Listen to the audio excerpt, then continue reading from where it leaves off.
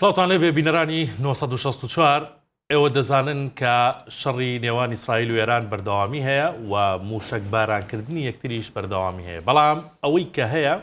لە ڕووی توانای سەربازیەوە بەراوردکاری بکەیت لە هەموو ڕوویەکەوە کە ئێستا شەڕی پێدەکەن موشک و درۆن و تەنانەت فڕۆکەی جەنگیش کۆمەڵێ وردەکاری زۆر ورد هەیە لە نێوان ئەم دوو وڵاتەدا پێویستە ئێوە بیزانن و ئاماژەی پێ بکرێت و ئەگەر ئەم شەڕە نەگوازرێتەوە بۆ سەرزەمین و هەراوە لە ئاسمان بە موشک و درۆن بکرێت تاکەی دەخایەنێت و توانە سەربازیەکانی هەردوو وڵات لە ڕووی کەرەستەی جەنگیەوە تا چەند گەورن و تا چەند دەتوانن ڕوبەڕووی یەک ببنەوە یان وڵاتی تر چۆن دەتوانێت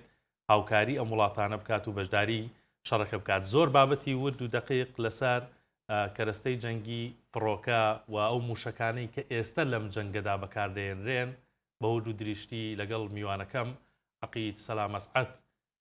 ئەفسەری خانەنشین لە سوپای عێراقی هەروەها شارەزای فڕۆکەوانی و پسپۆری سەربازی بە شێوەیەکی گشتی دەستۆدیۆ لەگەڵ میوانە بێ تەواوی ئەم باسانەی لەگەڵ تاوتوێەکەم. کاکسەلام زۆر بەخێر بێ. پێشەوەی بچمە ناو پرسیارەکانمەوە ئەم شەڕەت جددیە ئەم 6 ڕۆژە لە نێوان ئیسرائیل و ئێران یا هێشتا نەبووەتە شەڕێکی جددی؟ نەخێر ئێستاکە لە شەڕێکی جددیان بە تەواوەتی جددی باڵێ کشانەوە شیتیانە. باش من وای بینم و ڕەنگە خەڵکی شوابی بینێ کە بەپێی ئەم 6 ڕۆژە توانە سەربازیەکانی ئیسرائیل زۆر بەهێزتر بێ لە ئێران. مەوایە توانای سەربازی زەوی باس ناکەین ئمە باسی ئاسمانی بکەین. بەڵێ ئەمەی کە ئێستا ئەکرێت ئێستا کە ئەکرێ بەڵێ ئیسرائیل کۆنتترۆلی ئاسمانی ئێرانی بە تەواوەتی کرد. ئێران هیچ شتێکی پێ ناکرێ تەنها ئەوەنە کە موشک تێبگرێتن ئەمە بۆ ئاسمان بە هیچ جۆرێکی هیچ شتێکی پێ ناکرێت چونکە هیچ ئەنزارم و بەکرێکی نەما ڕاداراتی نەما بەتەڕیاتی سەواریخی نەما هەرچەنێ هەمووشی کۆنە ینی بۆ نمونە ئەو S300 بەکاردێنێ S300 چەکێ کۆنە تازەنی وڵاخۆ پرسیارە ینی بۆچی هەر لە سەرەتای هێرشەکانی ئیسرائیلەوە یەکسەر توانی ئاسمانی ئێران خۆشانەوەیان ڕاگەیان کۆنتترۆل بکەن. ئیسرائیل چی بەکارهێنێ ئەو فڕۆکانەی چین کە ئاوا ئەو درۆنانەی چین کە ئاوا دەتوانێت ئاسمانی ئێران یەکسەر کۆنتترۆلکە و ئێران بەچی بەرپەرچی ئەمانە داتەوە ئاوا بێهێز و لاوازە لە بۆی هەر وڵاتێک بۆ منزوماتی دیفاع جەوی ینی کە بتوانانی ئاسمانی خۆت بپارێزی قاتع دیفاع جەویت هەیە. قاتع دیفاع جەوی سە بۆ نمونە ئەگەر عێراق وەربگرین کۆن عێراق 4 منزومەی قاتع دیفاع جەوی هەبوو. بۆ نمونە سە بڵێن شیمالی ئێران بەرەو ڕۆژئاوا ئەگەر بڕۆی قاتع دیفاع جەویەکت هەیە لە جنوب قاتع دیفاع جەویەکت هەیە لە شەرق غەرب هەتە ڕۆژهەڵات و ڕۆژئاوا بێ هەت بێتن ئەو فڕۆکەی کە لە قاتع دیفاعی جەوی یەک ڕەتە بێ ئەچێتە دووەوە لە کۆنتترۆلی ئەم دەرەچێ پێڵێ هاتە ناوتەوە. تۆ قاتع دیفاع جەویەکت نەما تەواو لە شەرقە لە غەربە لە ڕۆژئاوایە نەمایێت تەدمیری کرد. ئەوەش بوو هەمومان ئەزانین کە مۆساد ناو ئێرانی کۆنتترۆل کرد و بە درۆنەکان توانی ئەمانە هەمووی پێستمەوە بپرسم. بەڵێ هەمووی ئەم شەڕە بۆ زیاتر ینی شەڕی هەواڵگری و ئاسمانیە بۆ پێشوەخت ینی مەسەلەن شەڕی زەمینی ڕانەگەیەنراوە یان سەرکێشێ بۆ ئەوە تاکو تۆ ئاسمان کۆنتترۆل نەکەی زەمینت پێ کۆنتترۆل ناکرێت. باش ئەبێ ئاسمان هی تۆ بێت. ئاسمانی کامیانە؟ ئاسمانی ئیسرائیل تەواو کۆنتترۆلی ئاسمانی ئێرانی کردووە ینی تۆ فڕۆکەی ئیسرائیل گەیشتە مەشهەد. ئەمە بەچی ئێستا ئیسرائیل لەم هێرشانە کە ئاوا زوو ئەگاتە ئەو نوقتانەی کە دیاریەکە وەکو بەشەکانی چی جۆرێکن فڕۆکەکانی چی جۆرێکن؟ ئەو فڕۆکانەی ئێستا بەکاری دێنێتن ئیسرائیل یەک هاتووە لە F-35 باشە کە پێڵەن شەبەحی ینی مۆجەی ڕاداری ئەمژێتن ناتوانی بزانی موشەکەکانی لە ناو زیایەتی لە بنباڵ نییە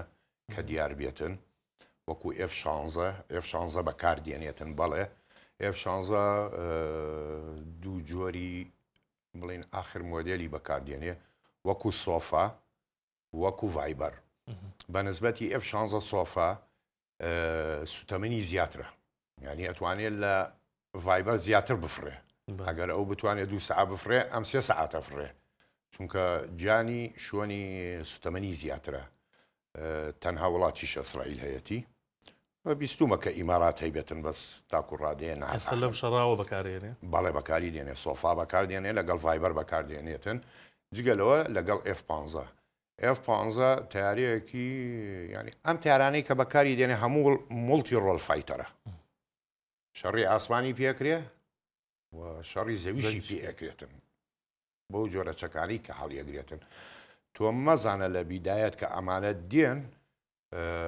ینی ئێر کۆمبات نەبێتن دۆکفایتی پێڵن شەڕی ئاسمانی حیسابێکی ئەوەشیان کردووە کە 2 ساڵ و خەڵ بگرێتن لەو جۆرە هینانە ئەم تیارانی کە بەکاری دێنێ وەکو بە جەنابەت فەرموو جگەلەوە چەکی تر بەکار ناهێنێت باش کەواتە لەمەوە پرسیار لە لای خەڵک مەسەڵەن دروست بووە ئەوەی کە بەراوردکاریەکرێ لە نێوان هێزەکانی بە هەموو نەوعیەکەوە لە ئێران و ئیسرائیل دەبینی مەسەڵەن ژمارەی فڕۆکە ئێران ڕەنگە زیاتری بە زیاتر لە 500 وازی وابزانام زیاتر لە 600 فڕۆکەشی ئەگەر هەڵە نەبم بۆ ئەم فڕۆکانی بەکارنهێناوە ئێران تاوە پێسە فڕۆکەکانی ئێران کاکتوانە پێک هاتووە لە F14 تۆمکات F14 تۆمکات ئەو فڕۆکەیە ئاخیر فڕینی ساڵی 1990 بوو دوایەوە چووە مۆزەخانە 34 ساڵ پێش ئێستاکە ئەو فڕۆکەیە وەستا لە هەموو جیهانە تەنها وڵات کە بەکاری دێنێ ئێرانە ئێران شانازی پێوەکە شانازی پێواکە کە من F14 تۆمکاتمەیە ئەم فڕۆکەیە زمانی شاوەری گرت پێش خۆمینی توانای ئەوەی نییە بەرامبەر بەبانە بوەسیە دوای F14کەی ڤانتۆمی هەیە F4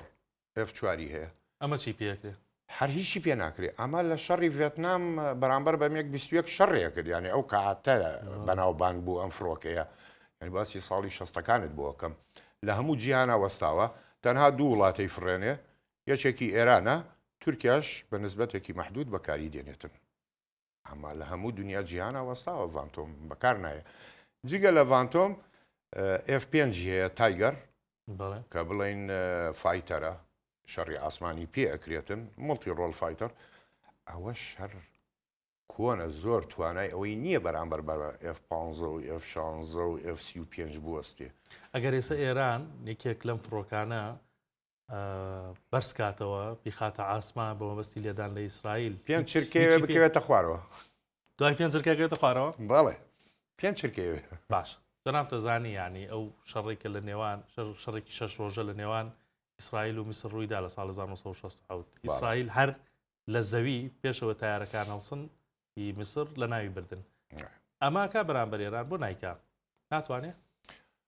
زۆر بە ئاسانی ئەتوانێت کاکتوانە بەڵام من بۆ موشکێ بایەوە $1,000,000 لە تیارەیەکی بچێشم لە زەوی کە نەتوانێت بفرێتن بەیانیەچێتە مۆزەخانەوە یان زەرەری بۆم نەبێت زەرەری بۆم نە من پارە سەرفەکەم لی نادەم کاتە لی نادا لی نادەم پێویستیم پێ نییە لێ بدەم چکە هیچی پێ ناکرێت ناتوانێت هەڵسێ بەرامبەرم بوەستێتن باش یعنی ئەم شەڕە تەنها موشک و درۆن نییە ئەگەر درێژە بکێشێ بۆ نمونە لە ڕووی توانای سەربازیەوە لە ژێردەریاییەوە لە کەشتیەوە لە ئەو باسی فڕۆکەمان کرد لەو موشەکانی کە ئێستا هەیە کامیان دیسانەوە بەهێزترن و ئێران دەتوانێت چی بکە ناوی چەند موشکێکەیەنێ فەتاح خەیبەر قاسم نازانم چەند جۆرێکی دیکە ئەمانە هەدەفی خۆیان بە تەواوەتی دەپێکن و ئێران دەتوانێت بەمە ئەم شەڕە کۆتایی پێبێنێ ئێران ناتوانێت ئەم کۆتایی بەم شەڕە بێنێ بۆ موشەکانە یعنی ئەو موشەکانەش دوایەوە دیقەی ئیسابەی نییە لێدان کە بتوانێت لە 100% لەو شوۆنە بداتن ئەمانە بڵێن بە وقودی سەڵب سوتەمەنی سەڵ بەفرێتن ئەو موشەکە کاکتوانە 2 ساعتێ بۆی لە ژێر زەمی وقودی بدەیتێ سوتەمەنی بدەیتێ ئەنجاش لە هەمان کاتە ئەبێ بکرێتەمە بان مەنەسە یاواتە لە بن شاخەمەنی ڕقیوێ بەڵێ ئەماگەر بە نسبەتی باسی موشەکەکانی تر بکەین مەسەڵەن قاسم خەیبەر ئەمانەی کە ئێران موشکی هایپەرسۆنیکی هەیەتی بەڵام ئەتوانی بەدەست بە 50 بیژمێریت کەمە زۆر کەمە کەواتە ئێستا ناتوانێت بەم دەمو دەسە بەکاری بێنێت بەکار بێنێ ئەوانە دیقەی ئیسابەی هەیە ئەتوانێت بەڵام ناتوانێت بەکاری بێنێ لەم کاتەیە چونکە ئەم شەڕە درێژخایەنە بۆ درێژخایەنە درێژخایەنە چونکی لە هیچ شەڕێکە ئاسمان کۆتایی بە شەڕ نهێناوە تەواو من ئاسمانم کۆنتترۆل کرد بڕۆ تاکو 2 ساڵ لێدەی نەتیجە چییە؟ هیچ معمەلێکە سووتان بەیانی دروستیەکەمەوە بینایەکە ڕوخان دروستیەکەمەوە مەتارێکە سووتان دروستیەکەمەوە ئەبێ کۆتایی پێوێنی ئەبێ لایە بڕخێ ئەمە پێڵێن ئەمە بەچی لە شەڕا بۆ نمونە جەناب شارەزای جەنگیت بەڵێ بەچی کۆتایی دێ بە زووی بۆ نمونە هەم تەکلیفەکەم کاتەوە لەسەر وڵاتانەی کە شەڕ دەکەن و هەمیش مەترسی کەم کاتەوە لەسەر دەوروبەرکە و دوو وڵات شەڕەکەن بەچی مەسەرەن شەڕ بە خێرایی کۆتایی بێتە چی جۆرە شەڕێک زەمینی و ئاسمانی و هەمووی ئاسمان شەرتە هی خۆت بێ ئەمجا دوای ئەوە زەوی شەڕ کۆتایی پێدێ بە زەوی سە لە قانونی مەسەڵەن عسکەریە تۆ تانکت هەیە بڵین سپێشل فۆرست هەیە قوات خاست هەیە مەغاویرت هەیە ئەمانە هەموو سنفەکانت هەیە تۆپخانەت هەیە بەڵام ئەگەر کۆی بکەیتەوە ئەڵەی ئەلمەشات پیادە سەید سنوف پیادەت لەسەر عرز نەبێ ئەو شۆنە کۆنتترۆل بکات تۆ شەڕت نەبردوێتەوە هەتاکو کەی لێدەی هەل لێدە ئەی حسابەوە ناکەی مەسەڵەن ئەمە ئستنزافە پارە سەرفکردنە کە نەتوانی بیگریت ئەبێ دابەزیت بیگریت لەسەر زەوی ئەگەر دانەبەزی لەسەر زەوی پیادە شەڕ کۆتایی پێنایێت زۆر حەزەکەم یعنی ئەو پرسیارانەیە ئێستا بۆ نمونە کە ڕووداوێکی ئەوە ڕووەدا شەڕ پرسیار زۆر لە ناو خەڵکا دروسە بێ لە یەکدانەوە دەکەن سەیری توانای ئەو دوو وڵاتە دەکەن بۆ نمونە باشە باس لەوە کرێڵێن سەردەمی شەڕی زەمینی زۆر کەم بۆتەوە یاخود هەر دەماوە دەتوانی لە ئاسمانەوە بە درۆن مادام موشک هەیە مادام فڕۆکەی پێشکەوتوو هەیە ئەم شەڕە دابەزێتە سەر زەوی ئەمە ئێران و ئیسرائیل ئەگەر بیانوێ کۆتایی پێبێنن وەکەوەی کە ئیسرائیل و ئەمریکا بیری لێکاتەوە ئەبێ دابەزێتە سەر زەوی سە بۆ نمونەیەکت بۆ بێنم شەڕی رووسیا و ئوکرانیا 3 ساڵە رووسیا ئاسمانی خۆیەتی هەروە لێدا لە کیفەدا لە ئۆدێسادا لە لەڤیڤەداتن دۆنسیک لۆگانسیک ئەم شارانە پێویستی بەوە نییە دابەزێت دابەزیە سەر زەوی هەنگاو بە هەنگاو ئەڕوا کەمەکەمە ئەچێتە پێشەوە ئەمڕۆ ئەم دیاگرێ ئەم گونداگرێ واتە لەسەر زەوی نەبیت بە هەر لێدا بە تەیارە بە فڕۆکە بە هەر لێدا بەڵام لۆگانسیک و جەزیرەی قەرەم و دۆنسیک و زەبەرۆجیا بە چی گرتی بە پیادە ئەچێتە پێشەوە کەمەکەمە ئاسمانیشی خۆیەتی واتە لە کۆتاییە زەوی نەبێتن ئەم شەڕە کۆتایی پێنایەت تەسەورەکەی ئەگەر زەوی بەکار نێنرێ بەڵێ و هیچ لایەکیان مەسەلەن سازش لەسەرەوە نەکەن گفتوگۆ بکرێت یان ئەم شەڕە حەل بکرێت لە ڕووی گفتوگۆ بەتایبەت بۆ ئەمریکا چەندێ خایانێ ئەگەر هەر ئاوا موشک بگرنە یەک شەوان و فڕۆکە ناو بەناو بەرز بێتەوە و درۆن بگرنە یەک و لە بەڵنیایەوە هەردوو لا زعیفە بێتەوە بەڵام ئەمێنێتە سەر وڵاتان چێ یارمەتی چیەدات بۆ نمونە سین کۆریا ئەگەر رووسیا هاتە سەرخەت بۆ نمونە پاکستان ئەگەر یارمەتی ئێران بدەن قەنەعات بکە 10 ساڵە خایەنێ 10 ساڵ بەڵێ ئەی خایەنێ هەر بە یەکەوەینێن و خلاصەوە بەڵام ئەگەر کەس یارمەتی ئێران 30,000 موشک زیاتری نییە ئەوە باش بزانە کە باسی 20,000 و 25,000ەکەن تشتیوە نییە 30,000 موشکیە ئێستا بۆ نمونە لە چاو یەکەم شەو و دووەم شەوی ئەم شەڕەدا بزانم ئەم شەو ئێران کەمترین موشکی داویشتووە یعنی تابێ سەقفی ژماری موشکەکان داگرێ ئەمە ترسی لەوەیە نەمێنێ بەڵێ ترسی لەوەیە کە درێژ خایەنە خایەنێ ئەڕوات باش زۆر باسی ئێرانمان کرد ئەی ئیسرائیلیش خۆ بێ قاڵێکی لاوازی هەبێ حتمما بەبێ ئەمریکا ئەگەر ئەمریکا مەسەرەن یارمەتی نەدا قاڵی لاوازی ئەمریکا چییە بۆ ئیسرائیل چییە بۆ ئەم شەڕە لە ڕووی توانای سەربازیەوە لە ڕووی مەساحەی خاکەوە لە ڕووی سەربازیەوە ناتوانێت شەڕی زەمینی بکە بەرامبەر بە ئێران ئەوە یەک بڵێ بیر بکاتەوە سەرباز بنێرێ بۆ ئێران ئەوەی پێ ناکرێ دوو ئیسرائیل وڵاتێکی منتج نییە هەموو شتێکی لە دەرەوە دێت تۆ کە بە موشک لێ دەی سە مەتارەکانی وەستاوە مەتاری بنگۆریۆن و مینای حیفا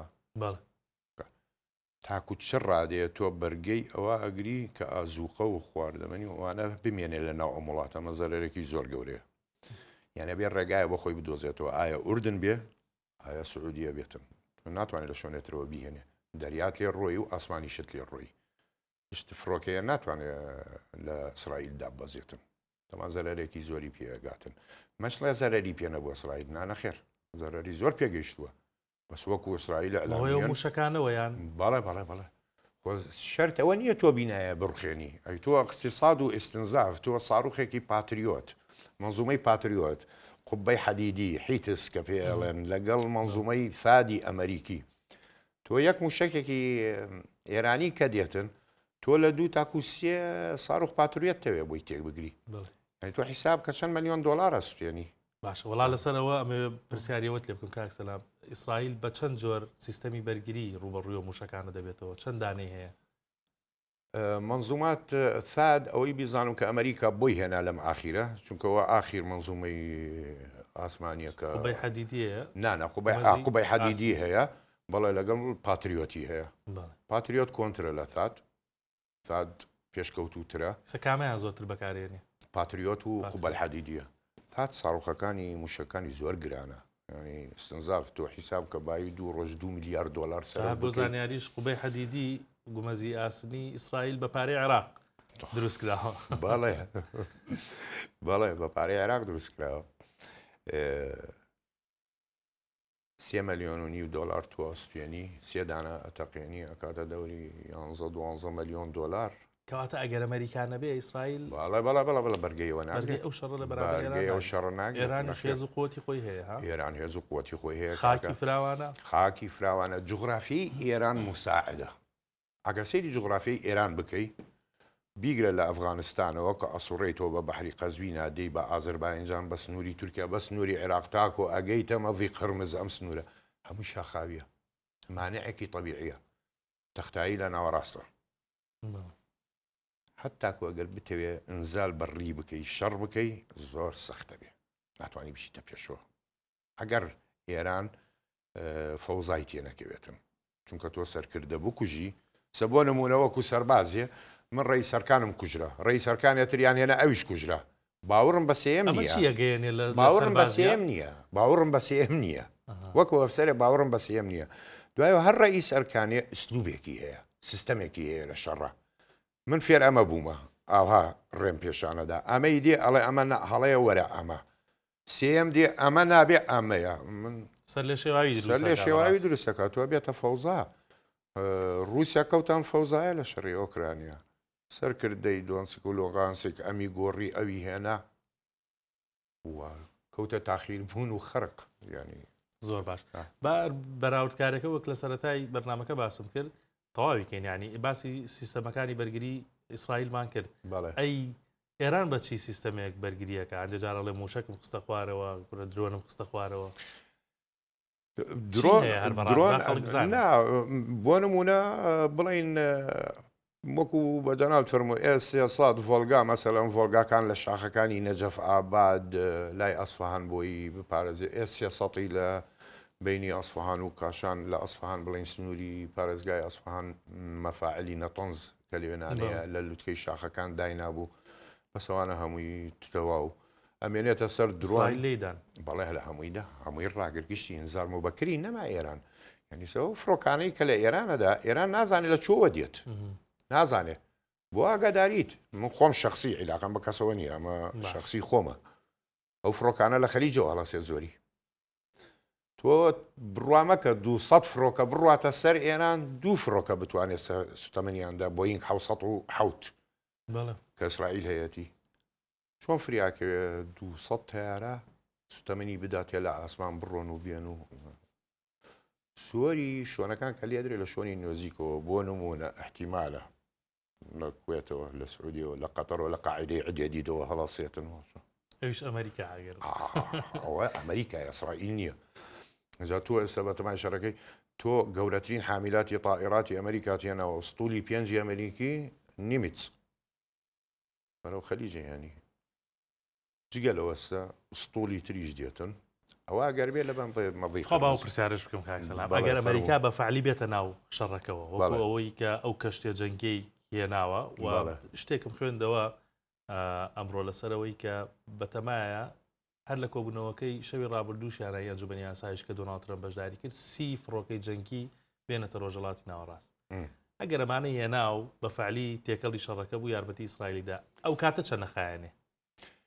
کەمترە خایەنێ ئەگەر بی 52 هێنا مثلەن بیت و سپیرت ئەم قاسفە استراتیژیەکان ئەمە جۆرە بۆم بێ هەڵەگرێتن توانێ بگاتە ئەو قولیەی کە ئەم چەکانیان لی شاردوەوە ئێران بەڵام ئیسرائیل توانای ئەوەی نییە نەوع قومبلەیەک هەیە کە پێوترێ القەنابل دایکی هەموو بۆمبەکانە ئەوە بن عەرزاڵەتەکێنێ ینی توانای ئەوەیە هەرچەنێ ئەمریکا بە هەموو عەزەمەتی خۆی 20 دانەی هەیە لەوە 20 بۆمبی هەیە لەوە زیاتر نە هیچ فڕۆکەیەکیش هەڵی ناگرێ ئەوانە نەبێتن ئەبێ بیهێنێتە پێشەوە چاوەڕێکرێ ئەمە ڕوودا ڕوەدات بۆ ئێران بەڵێ ئەمە وەکو ئەڵێ تەکسیر ئێڵام ئێسک شکاندنە ئەم شەڕە ئەبێ یەکلایی بێتەوە باشە ئێران ینی ئەوەی کە جەنابەت باست کرد ڕەنگە لە ڕووی موشکەوە هەندێک پێشکەوتنی ئەویش لە چاوەندێ وڵاتە بەخۆوە بینی بێ ئەمە چەند ساڵە چی کردووە ینی لە بری ئەو توانایە یاخود ئەو کاتی کە بە دروستکردنی ڕۆکێت و موشکی جۆراوجۆرەوە بۆ تیاری پێشکەوتووی نەکڕیوە ینی لەو مەسروفاتی کە کردوێتی بۆ مەسەلەن سیستەمی بەرگری پێشکەوتووی دانەناوە کاک توانە ئێران هێزی ئاسمانی پێش خۆمینی زمانی شایە هەموو چەکەکانی ئەمریکیە F4 تۆمکات F5 تایگار ڤانتۆم F4 ئەمانە هەمووی ئەمریکیە دوای هەفتاونەوەش جەناب تەزانی کە حیسار کرایە سەری واتە قطع غیار ئەشیای دەست ناکەوێ بووی مایەوە حیساری لەسەر بوو نەیگۆڕی ئەبایە بیری لەوە بکردایەتەوە مەسەلەن ئەم حیساری لەسەر شەڕی عێراق و ئێرانی هات بەسەرە شەڕی عێراق و ئێران هەر وەکو ئێستا بوو ینی هێزی ئاسمانی عێراق پرسیارمەیە لەسەرەوە ئەرێ ئەو کاتە جەنابەت بەشداریت کردووە لەو شەڕواڵێ لە شەڕی عێراق و ئێران بەشداریت کردووە توانای ئێران چۆن بوو بەتابەت لە ڕووی ئاسمانەوە کە ئێستا شەڕەکە یان بە ئاسمانیە ئەو شەڕە 8 ساڵی خایاند لە 2 ساڵی یەکەم هێزی ئاسمانی عێراق ئێرانی کۆنتترۆل کرد تەواو کۆتایی ئێرانی کۆنتترۆل بەڵە ئاسمانی کۆنتترۆل کرد بۆ نمونە ینی میراجی عێراقی لە قاعدەی سەدامەوە گەیارەوە هەڵسا گەیشتە مەحەتەی نیگا لە بەحر قەزوین ئاخیری ئێران هیچ تیارەیە هیچ دیفاعجوێ نەیتوانی ئەو چوار میراجە بخاتە خوارەوە و گەڕاشەوە گەیشتە جەزیرەی خەڕەگوز و لە عێراق و ئەوانە ئەوە شوی ئەوە بوو کە تارەکانی عێراق تەکنۆلۆژیای پێشکەوتووتر بوو لە ئێران ڕێک پرسیارەکەی من کە پرسیاری پێشووترم بەرمەبنای ئەم قسەی جەنابوو بوو مەعقولە لەو کاتەوە ئێران کە ئێستا شەڕێکی توش بووە لە 2025 توانا سەربازیەکەی یاخود توانا جەویەکەی بەرگریەکەی سیستەمی بەرگریەکەی هەر ئەوە بێ بۆ وابووە وەکو بە جەنابتم وت چونکە حیساری لەسەر بوو و ئەو فڕۆکانەی لە نەوتەیەک چوو بۆ ئێران هی عێراق کە گلیدایەوە پێک هاتوو لە سیخۆی 22 سیخۆی 24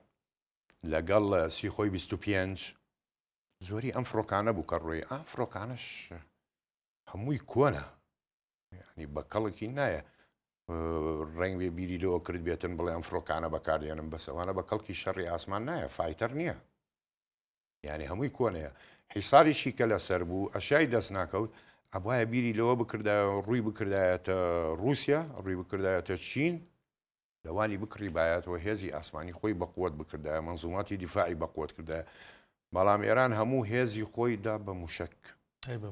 دای بە موشک ئەو ملیارات دۆلاراتانە هەمووی بە موشکدا ئەمەی کە ئێستا بە موشەکەی کار لە شەحن و شانی ئێرانەوە شێتەوە نەخێر ینی هێشتان ئەوە بۆ مستەوایە نییە هێشتا بۆ مستەوە بۆ مستەوایە نییە چکە تۆ تێگری ئەبێ هەدەف بێنیتن تۆ وەکو جەناب تەبینی ڕەنگ بێ لە تەلەڤیزیۆنەوە لە ناوەڕاست خانووەدا لەمادا هەگەر دانەیەکی لە شوێنێکی تایبەت بدا بڵێ بگا نەجاتی بێ لە قوبەل حەدیدیە تۆ 100 موشک تێئەگری دەیدێتە خوارەوە نەوەتی لە ئاسمانە ڕوا باشە وڵا پرسیاری ئەوم لەلا دروست بووە بۆ نمونە چۆن ینی ئاراستەکردنی ئەم موشەکە دیاریەکرێ بۆ کوێ بە نمونە ئێستا شەوان زۆرتر ئێران بۆیە باسیشەوەکەم شەوان هێرشەکانی بۆچی شەوان هێرشەکە بەڕاستی خۆی شەو ترسێکی تایبەتیە. نیزامی جێشی ئێرانی شەڕی هەمووی بەشەوە. بۆ نمونە باسی کۆنت بۆ بکەم مەسەلەن حربی عێراق و ئێران. ئێران لە تەمەن ژیانەیە بە ڕۆژ هجوومی نەکرد، هەموو هجوومەکانی شەوە. ئەمە چی سڕێکی تایە؟ ئەمە سیستەمی سەربازیە، نیزامە بەکاری دێنێ. عێراق بە شەو هجوومی ناکرد، ئێمە نیزامان بەریتانی بوو. ئێمە بەرەبەیان هجوومەکەین سەعات 4 بەیانی ئەبێ 4 دوای نیوەڕۆ شەڕەکە کۆتایی پێبێنین، کۆنتترۆلی کەین، کۆنتترۆلمان پێنەگرابێ بکشینەوە. ئێران هەمووی شەوە، دوایەوە شەو ترسی هەیە بۆ میلەت، بۆ لایانی بەرامبەر باڵەیە بۆ میلەت ترسی هەیە. جگەلەوە تۆ لە شوێنێکی کراوە بیت موشەکەکە بینی کە دێ، ئەوە ترسێکە دێنشێ. ئەو ئاگرابینی بە ئاسمان کە ڕووی لە توێ بەر تۆ ناکەوێت، ڕنگ بێ 5-6 کیلۆمەتر لەولاتر بکەوێ، بەڵام تۆ هەستەکەی لە تۆیە داتن. کەواتە جەنگی دەرونیشە دەرونیە، بەس بە ڕۆژ دیار ناکەوێت، نایبینیت. کە نایبینی ئەوەنە جۆت لە لرمەکە بێ سەر داگری و دایەوە لە کوێیدا. ئەمە بەشە و ترسی زیاترە. جاوە بەستمە و پرسیارە بکەم کاک سەلام، بەربوونە شەوان ئیسرائیل ئەڵێ درەنگانێ ئەڵێ حیفا ئەو منتیقەیە مەسەلەن تەل ئەبیب ئەو منتیقەیە ئەو ناوچەیە چۆڵ بکەن بچنە ژێر زەمینەکانەوە موشەکەکە بەڕێوەیە. ئەمە بەچی تەکنەلۆژیایەک ئەزانێت کە موشەکە بەر ئەو ناوچەیەکەوێ بەر گەڕەکەی تەنیشتی ناکەوێت یان شارەکەی تەنیشتی ناکەوێت. ئەو موشەکانە کە ئەتەقێ لە ئێرانەوە طبعاً ئیسرائیل زارم و بەکری هەیە لە ئاسمانی شەیەتی نەوەک بەسلین جگە لە ئەقمار سناعی فڕۆکەی تریش هەیە، ئیشی ئەوەیە. بۆ نمونە ئەگەر تۆ لە تەبریزەوە تێت گرت،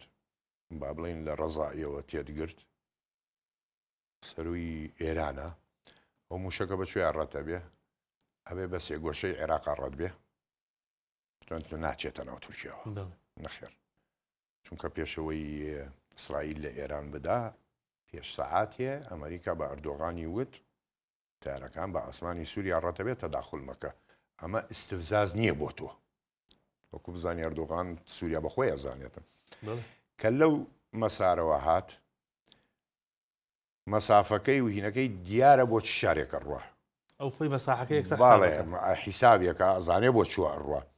بۆ نمونە ئەگەر هاتوو لە دێسفولەوە تێیگرت ئەبێ بە ئاسمانی عێراق ڕەت بێ بە ئوردنان ڕەت بێتن، بە سووریای ڕەت نابێ، دیارە بۆ چوە ڕواتن.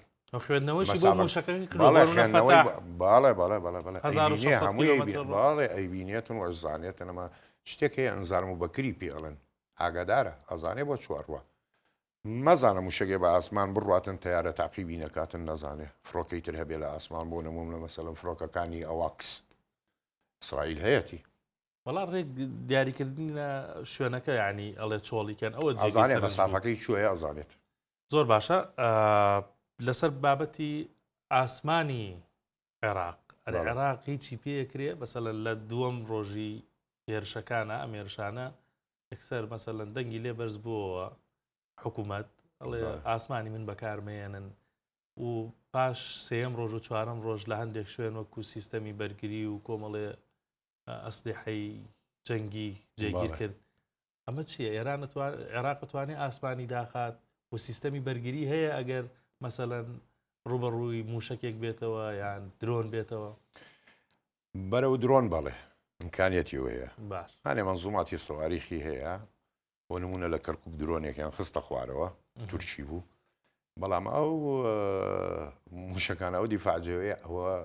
بۆ نەوی بەکاردێتن، مەسافاتی کورد بەکاردێتن. سیستەمێکی نییە بگاتە تیاری ئیسرائیلی نیەتی عێراقێستا. بۆ نمونە مەسەلەن S-300 بەبانەوە هەیبێتن یان 400 هەبێن نییە، ناتوانێتن. دوایەوە مەسەلەن عێراق کۆمەڵەتیاری F-16 هەیە، هەرچەنێ هەرە باشەکەی بلۆک 50-52 لەوە پێشکەوتوتی بکە. هەر بیرەرانیش بزانن کە عێراق بە فڕۆکەکانی دەتوانێت چی بکات، بە موشەکەکانی دەتوانێت چی بکات. توانای عێراق لەو ڕوانەوە چەنە؟ سفرە. بەڵێ، ینی F-16 عێراق بلۆک هەرە باشەکەی 3-4 دانەیە بلۆک 50-52 چیەکە بەرامبەر بە سۆفا و ڤایبەر F-16 ئەوان چی پێکرێ بەرامبەر مەسەڵەن بە F-35 هیچی پێ ناکرێت. دوایەوە ئەمریکا کە تۆ ئەم فڕۆکەیەتە داتێت تایبەتی F-16 بۆت نییە دژی حەلیفی ئەمریکا بەکاری بێنیت، بۆت نییە. کۆدە نا کۆد نییە هەر بۆت نییە ڕایەگرێ خۆی ڕایەگرێ F35 کۆدە بەڵێ ڕایەگرێت بۆت نییە بەکاری بێنی ئەو پەڕی سوتەمەنیەکەت ناداتێ بەچی ئەفری تۆ سوتەمەنی نەبێتن هەبا هەل لە زەوی بێتن بخۆ سەیریکە عێراق ینی بەس دەتوانێت تەماشا بکات بەس تەماشاکە هیچ شتێتری پێ ناکرێت عێراق ئەگەر ڕاست دەکاتن شکاتەکاتن هەوای شکاتی لە هەردوو لا بکردایە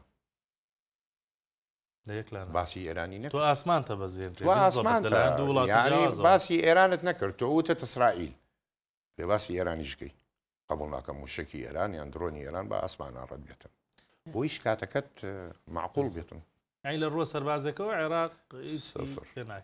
چی پێ باشە عێراق چۆن دەتوانێت مەسەڵەن ئێستا لەم کاتەیە ئێسا جەنابەت ئەفسەر بووی لە سوپای عێراقیە باشتر توانای سەربازی خۆی پێشکەوتوو بکات بپاتە پێشەوە یان موشک بکڕێ یان فڕۆکە بکڕێت ئەتوانێت ئەوە بکە بەڵێ ئەتوانێ بەڵام بێتە ئەوڵی ینی ئەم سەفقاتانی کە کردیان لە ئەوڵی کۆمەڵێک خەڵک کردی کە خیبرەتی نەبوو نەزان بوون شتی وایان هێنا بە ملیارەها دۆلارات کە بۆ ئەم جیلە بۆ ئەم کاتە بە کەڵک نایە بەکەڵک نایە بۆ نمونە ئەستا عێراق ئەوەی بیستمە ئەوێ S400 لە رووسیا وەربگرێ معقولە بەڵێ چەند منزومەیەکی S400 دابنێتن لە 4 قاتع دیفاع جەوی لە عێراقی بڵێن شەرق غەرب شیمال جنوب مووسڵ بەسرا ناسریە بەرەو کووت بەڵێ ئاسمانی عێراقی پێ بەڵێ کۆنتترۆلی پێکرێ هەر چوار لای پێ کۆنتترۆلەکرێتن منزوماتی ئەنزار مبەکری هەبێتن بەڵێ ئاسمانی خۆی پێ کۆنتترۆلەکرێ ئەم موشەکانە S400 ئاگاتە بەرزی 27 کیلۆمەتر تیارە نییە نەجاتی بێلی فڕۆکە نییە نەجاتی بێلی بەڵام بێ منزوماتی ئەنزار مبەکرت هەبێتن جگە لە موشکەکە زۆر باشە با پرسیاری کۆتاییت لێ بکەم کار سەلام ئەگەر ئاوا بڕوام شەڕی نێوان ئێران و ئیسرائیل کێ براوە دەبێت لە کۆتاییە بەمازانەی من بەس ینی ئەگەر بە شەڕ و توانای سەربازی بێت ئەوەی کە لەبەر چاومان ئیسرائیل دەوڵەمەندە دەوڵەمەندەش شەڕ بە پاراکرێ ئیکۆنۆمیە زۆر باش من سپاس دەکەم زۆر بابەتی دیکە ماوە باسیکەین بەڕاستی هیوادارم لە زنجیرەکانی تری ئەم بەرنامە جەنابەت ببیتەوە میوان و باسییان بکەین سپاس بۆ سپاسانەکەم عەقید سەلام مەسعەد ئەفسەری خانەنشین لە سوپای عێراقی ئەروەها سپۆری فڕۆکەوانی شارەزای جەنگی کە لە ستۆدیۆ لەگەڵم بوو دوارە سپاس دەکەم سپاس دەکەم کارتوانە سپاس بۆ بینەری ئێوەش